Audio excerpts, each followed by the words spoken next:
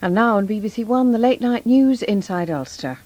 At least 12 people have been injured after a coach crashed at the military checkpoint on the main Belfast to Dublin road south of Newry. The bus was carrying 40 people from Cork to the Ardoyne in Belfast. The passengers are believed to be members of a GAA club travelling to Belfast to take part in the Ardoyne Flower this weekend. A spokesman at Daisy-Hill Hospital said 2 of the injured will be detained overnight. One of them, an 11-year-old boy, suffered severe cuts to the face. The Army say first indications are that the bus went over a ramp against a red light at the entrance to the checkpoint and then veered into a closed lane where it crossed what the Army describe as a set of shark's teeth and then hit solid barriers which protect a search bay. The RUC are investigating the cause of the accident. A 42-year-old man has been charged with the murder of James Craig, whose body was recovered from the River Lagan on Wednesday. He's expected to appear at Lisburn Magistrates Court in the morning.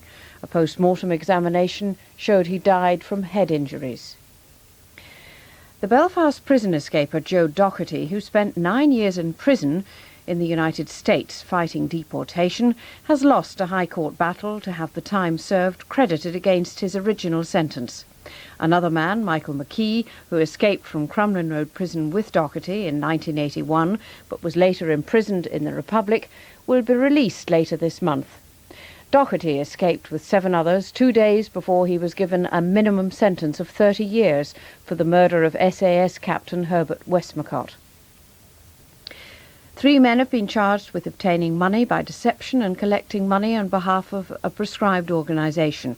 They're expected to appear at Belfast Magistrates Court in the morning. The Howden Sirocco Group, which has factories in Belfast and Scotland, has announced 70 redundancies. 270 people are employed here, and according to union sources, it's expected 36 people will lose their jobs. On BBC Radio Ulster's Inside Politics tomorrow, the SDLP chairman Mark Durkan and the Ulster Unionist Honorary Secretary Chris McGimpsey debate the issue of Protestant alienation. They also discuss the prospects for a resumption of inter-party talks. You can hear that interview in full tomorrow on Inside Politics at 1:15 on BBC Radio Ulster. These 3 men are the principal characters in a bizarre story played out last year on the streets of London and in the country lanes of Northern Ireland. At its simplest, it's the story of an attempted murder foiled by British intelligence. But it also serves to highlight the role of South Africa in the shipment of arms to loyalist terrorists in Northern Ireland. And, most sinister of all, it raises the question of just how much the security services in Britain knew about those armed shipments.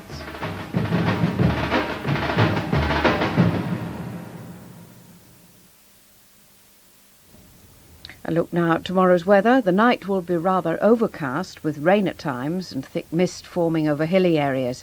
Breezy and mild with minimum temperature 12 degrees Celsius. Saturday will start dull and damp with rain in places. It'll gradually brighten up during the morning, although showers are expected in the afternoon. A few heavy showers likely in the north and northwest. Maximum temperature 16 degrees Celsius, cool for August and a fresh westerly wind. And that's it for tonight. Don't forget that there's music, chat and news on the hour, courtesy of BBC Radio throughout the early hours of Saturday. You'll find a jazz session on BBC Radio Ulster's frequencies right now, just as BBC One closes down. From Judith Rebick and all of us in Broadcasting House Belfast, good night, and sleep well.